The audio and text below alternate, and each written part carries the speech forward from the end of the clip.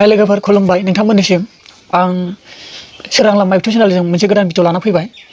बे भिडिअआनो जादों नोंथांमोननि थाखाय मिथिहोनाया मोजां, मानो होनब्ला बेयाव गोबां मानसियानो माने जोंनि बे बिटिआर मोननायाव दिनैनि सानाव डेट 7 थारिख फेब्रुवारिनि 2020 नि बे दिनैनि सानखौ दिनै नरेन्द्र मदिआ फैगोन।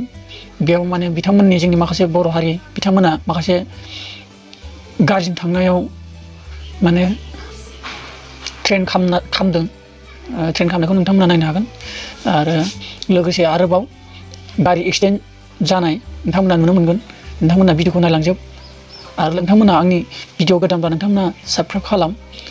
होमबा नोंथांमोना गारिजों एक्सिडेन्ट जानाय माखासे जखम जानायनि माखासे आं खिन्थानो सानदों। मानो गारिजों जखम जानाय सा 7 गोब्राबै जखम आरो सा 18 जननिबो सायाव जखम जानाय सुबुंखौ सा 6 लवार हस्पिटालाव आरो सासे बरपेटा मेडिकेल कलेजाव एडमिट खालामदों होनना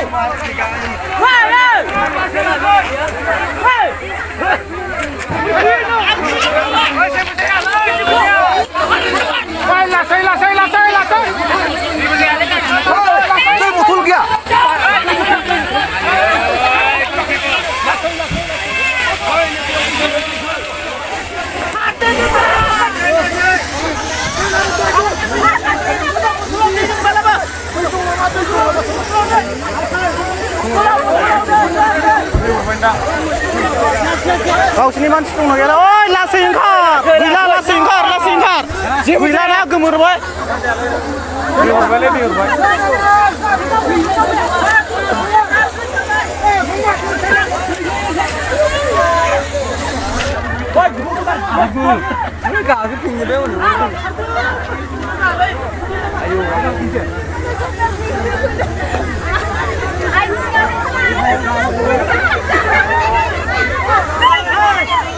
गाखोफिनदो गैला हनै मालाय जायगाया लाफिनजोबसिगोन।